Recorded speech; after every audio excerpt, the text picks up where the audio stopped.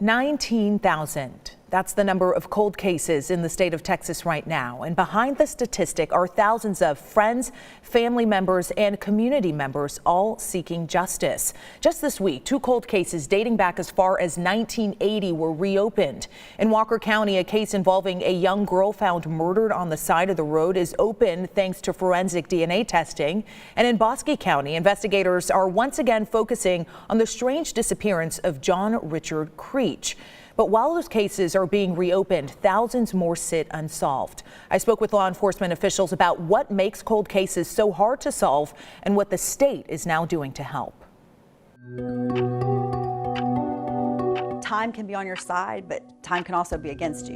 When it comes to solving a crime, every second counts. Time just kind of gradually pushes everything away. And for the families of victims taken away too soon, time is what they wish they had more of. There are still 19,000 cold cases, unsolved homicides in the state of Texas. Mindy Montford works in the Criminal Investigations Division at the Office of the Attorney General. She used to work cold cases at the Travis County District Attorney's Office, so she says she's seen firsthand law enforcement's limitations solving them. Cold cases sort of gives that impression that no one cares sometimes, that it's left behind.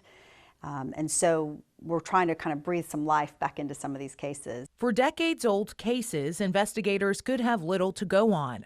Evidence may not have been properly stored, and people needed for questioning could have moved away or died. But Montford says it all comes down to resources and funding. That's why she's spearheading the creation of a statewide cold case and missing persons unit.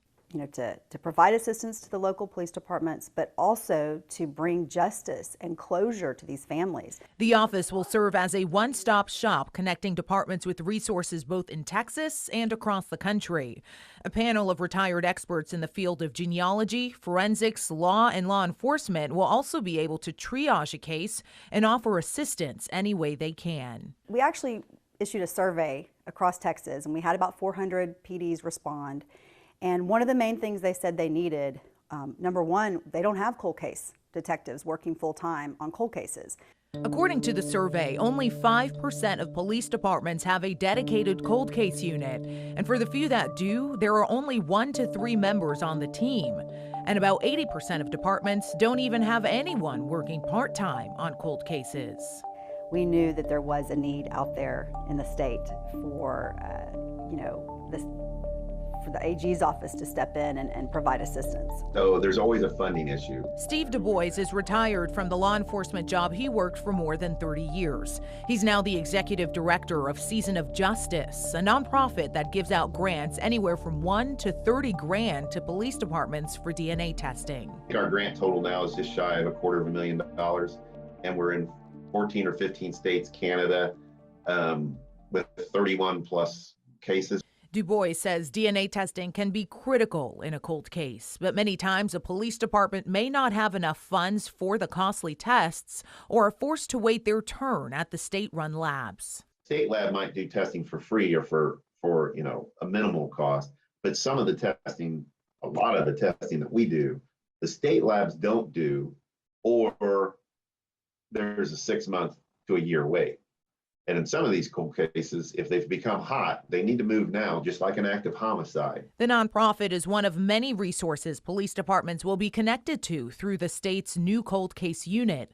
Detectives in Temple and Killeen split their time between active and cold cases. And even though the Waco Police Department has a newly appointed full-time cold case investigator, they too say they would love the extra help to solve their cases. I mean, it would be a tremendous help, really. The more agencies we have working together, the quicker we might be able to solve a cold case. Because when every second counts, the quicker a case is solved, the quicker a victim's family and friends can gain closure. Now, Montford says her office should be up and running and ready to take on their first case towards the end of the month.